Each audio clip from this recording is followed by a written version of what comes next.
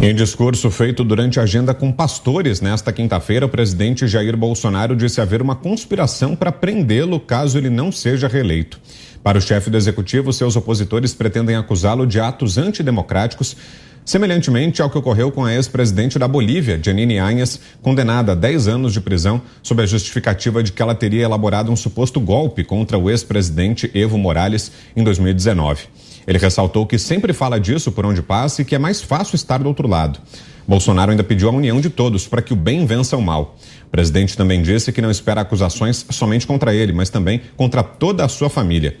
No mesmo evento, Jair Bolsonaro voltou a fazer críticas ao sistema eleitoral e fez novos pedidos por eleições mais transparentes. Segundo o chefe do executivo, 3 ministros do Tribunal Superior Eleitoral acreditam cegamente nas pesquisas do Datafolha. Você, Zé? O presidente Jair Bolsonaro tem razão em se mostrar preocupado com isso, né? Houve um momento, já foi arquivado, que haviam sete inquéritos abertos contra o presidente Jair Bolsonaro no Supremo Tribunal Federal. Contra o ex-presidente Lula, nenhum, né? E esses 7 inquéritos, eles acabam gerando mesmo a continuidade de processos, depois voltando para a justiça comum, né, primeira instância, lá na frente, quando o presidente deixar, então, a presidência da República. Eu sempre falei aqui de um cerco fechado, primeiro político, contra o presidente Jair Bolsonaro, e depois um cerco forte na imprensa de uma maneira geral, e outro cerco na área jurídica. Tudo se transforma em pedido no Supremo Tribunal Federal. O que mais me impressiona é que a Constituição diz que um presidente da República não responde a atos anteriores ao seu mandato. Isso durante o mandato. E durante o mandato, qualquer ato que ele tem que responder é preciso autorização do Congresso Nacional. Gente, isso é muito claro. Os ministros do Supremo reinterpretaram a Constituição e dizem que está certo. Não se pode processar o presidente da República no exercício do mandato, mas que pode investigar. Essa é a estratégia para deixar inquéritos prontos para depois, ou seja, quando perder o fórum privilegiado, quando lá na frente deixar a presidência da República. Há sim esse trabalho, há sim esse caminho, mas é evidente que não há razão lógica para nenhum tipo de condenação, e muito menos de inelegibilidade. Não há nenhum argumento jurídico que o prova, que possa levar a isso. Eu comentei isso com um dos coordenadores da campanha do ex-presidente Lula, Paulo Teixeira, deputado federal por São Paulo. Ele disse o seguinte, que Bolsonaro faça igual Lula, que saia, que se defenda e que lute contra o judiciário. Olha, senhores, há uma diferença abissal entre uma situação e outra situação. Veja que diferença. Eles estão tentando, dia e noite, chegar a uma possibilidade de processar o presidente Jair Bolsonaro e toda a sua família. É uma armadilha perigosa juridicamente, sim. Vejam que até o Renan, que é o mais novo, que não está ainda disputando nenhum cargo, não é candidato a nada, não tem um cargo político, está sendo processado. Veja que armação pesada, e isto é realmente muito perigoso. Mas a lógica toma conta da vida. O bem sempre vence o mal. Esta é a história. O Darkes diz, os bons moços vencem sempre. É a lógica. Daí é a linha natural, mas eu diria que ele tem razão sim em externar essa preocupação e se defender, porque haverá sim uma luta no judiciário eterna contra ele.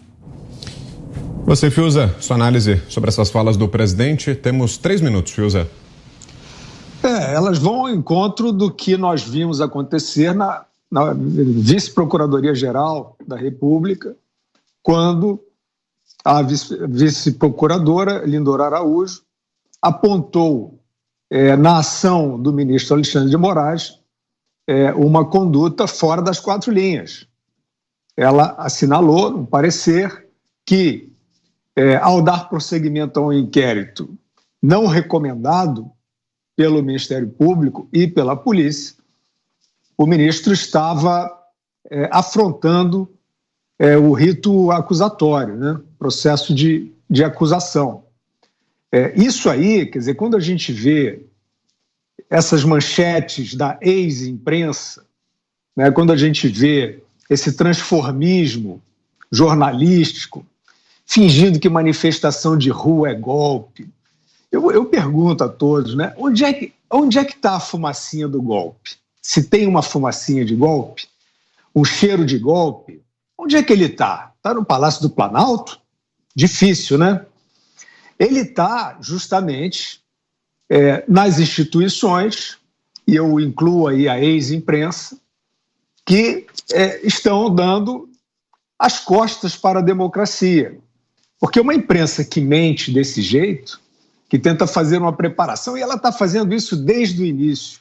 Olha, reforma, o povo saiu às ruas por reforma, o povo saiu às ruas por liberdade, o povo saiu às ruas contra a tirania da pandemia. E havia, de fato, majoritariamente, nesse povo, apoiadores do presidente, com o qual essas pessoas, essa imensa parte da população, identificava, né, os seus anseios. Pois bem, essa imprensa está desde 2019, tentando preparar esse caldinho podre, né? Olha, vai ter uma manifestação que vai ser fascista, porque o governo já está eleito, então é o terceiro turno, de que se trata? E aí a gente vê realmente nesse casamento, né, das manchetes mentirosas que a gente está vendo aí sobre o 7 de setembro, é uma desonestidade intelectual que eu nunca vi nada parecido na minha vida, vão casando com esses atos do Supremo. O ministro Alexandre de Moraes, que foi, eu acho que de uma maneira muito grave, né, contrastado aí pela Procuradoria-Geral, será o presidente do TSE. Então, é claro que está aí montada uma situação para que se possa fazer o que se quiser, em falso nome das instituições, contra o atual presidente. Diga, Ana. Então, Vitor, é aquela história que nós temos falado aqui, né? Temos trazido as similaridades entre o cenário político americano e o brasileiro, porque durante 4 anos aqui nos Estados Unidos nós ouvimos que Donald Trump ia dar um golpe, que ele ia aparelhar as Forças Armadas, que se ele perdesse a eleição ele não sairia da Casa Branca, e impeachment para cá, impeachment para lá, 3 processos de impeachment, um processo passou na Câmara, mas claro que morreu no Senado porque tinha a maioria republicana, narrativas vazias, né, falácias, tudo isso que nós estamos vendo no Brasil, absolutamente tudo. Derrubaram as redes sociais do então presidente dos Estados Unidos, ainda era presidente dos Estados Unidos, Donald Trump. Tentaram um impeachment pós-saída da Casa Branca. E isso tudo por quê? Porque assim que Donald Trump, assim como o presidente Bolsonaro, e aqui faço todas as ressalvas, não estou comparando os 2 presidentes ou os 2 personagens, mas o cenário político é muito parecido, e Donald Trump colocou o dedo na ferida quando ele apontou para a velha imprensa e disse: "You are fake news", vocês espalham mentiras, vocês espalham falácias. E é muito parecido com o que o presidente Bolsonaro faz quando ele coloca esse dedo na ferida de mostrar que às vezes é difícil passar reformas no Congresso, com um Congresso engessado, né? Principalmente aqueles que se engessam e que se amarram aí num sofá junto com o Supremo Tribunal Federal, aqueles que têm puxadinhos dentro do Supremo Tribunal Federal, como é difícil passar reformas e seguir, né, com um debate propositivo dentro do próprio Congresso, quando 2 poderes se aliam contra o terceiro, né, junto ao Legislativo e Judiciário contra o Executivo. Isso tudo ficou muito exposto. As similaridades, elas são muito parecidas. Eu confesso, eu tenho medo que até a eleição alguma coisa possa acontecer para que derrubem as redes do presidente Bolsonaro, como foi feito aqui. Porque, como nós estávamos falando no comentário inicial, hoje, tempo de rádio, tempo de TV dos partidos, isso significa muito pouco ou quase nada. A campanha, a discussão, o debate, isso tudo nós encontramos nas redes sociais. E nós sabemos que existe uma perseguição pessoal do judiciário, né, aliado a membros do Congresso, para calar o presidente Bolsonaro. Então, que nós fiquemos alertas, porque o caminho que fizeram aqui nos Estados Unidos estão tentando fazer da mesma maneira, com as mesmas ferramentas no Brasil, quanto o presidente Jair Bolsonaro. Augusto. Olha, vai ser muita audácia, né? É o que eles sonham fazer. Agora vamos ver o que é que vai acontecer. Independentemente do resultado da eleição. Num livro que eu escrevi sobre as memórias do Samuel Weiner, ele conta que o que faltou ao Getúlio foi um partido que mobilizasse o povo enquanto ele era cercado por inimigos que queriam derrubá-lo, né, unidos ali no partido, da UDN, que era forte no Congresso. A defesa do Getúlio no Congresso é um tanto frágil. Até o suicídio, claro que isso não vai se repetir, estou fazendo uma analogia.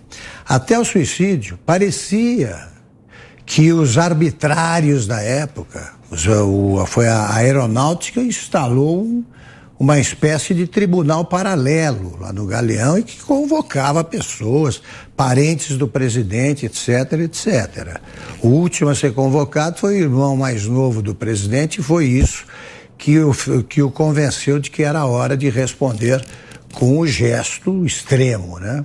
Ele se matou. O pessoal achava que o povo estava vibrando com aquilo. No livro, o Samuel descreve a reação popular à morte do Getúlio. Assim, milhões de pessoas se espalharam pelas ruas, quebraram todos os jornais que faziam coisa parecida com o que faz os jornais agora. O único poupado foi a Última Hora, que era dirigida pelo Samuel Weiner, ele apoiava o Getúlio. Quebraram tudo isso e deixaram claro que eles estavam dispostos a vingar-se do que tinha acontecido. O Carlos Lacerda, na prática o vitorioso, ficou 3 dias sumido. O Afonso Arinos, em cujo apartamento era realizada a festa da vitória dos golpistas, disse: ele acabou com a nossa festa. E o Getúlio, com esse gesto, adiou por 10 anos o que aconteceria, os militares que não gostavam dele assumirem o poder. O Bolsonaro conta como oposição com apoiadores militantes. O povo está nas ruas defendendo. O povo está muito mais informado sobre política e acompanha a política com mais atenção. O Supremo que se cuide, não estou fazendo nenhum tipo de ameaça, não. O Supremo que se cuide, porque parece achar que eles sabem o que é verdade e o que é mentira, o que é o bem e o que é o mal, e eles não estão sintonizados com a realidade brasileira. Porque aí nós teríamos o seguinte quadro que o Supremo teria de explicar, e o próprio Lula e o PT, ao exterior, ao mundo. Um presidente culpado é solto e um presidente que não cometeu nenhum crime é preso. A isso se chama ditadura. Ditadura. E fica o Supremo escrevendo um livro onde os 11 titulares do timão da toga se manifestam sobre liberdades. Isso é uma coisa espetacular, não percam. Não percam. O Gilmar Mendes, por exemplo, escreve sobre direito à liberdade de ir e vir. Eu acho que ele está pensando aí na próxima viagem a Portugal, porque quando ele vai e vem por uma rua de Lisboa, coisas desagradáveis acontecem. O Dias Toffoli, que não sabe se expressar, escreve sobre direito à liberdade de expressão. E por aí vai. E por aí vai. Eles estão fora da realidade, o PT é o que é. Se eles tentarem algum tipo de violência desse porte, as ruas se manifestarão, e a gente chama de ruas o quê? O povo, do qual emana todo o poder, que é exercido por representantes eleitos, e ninguém Supremo Tribunal Federal foi eleito pelo povo.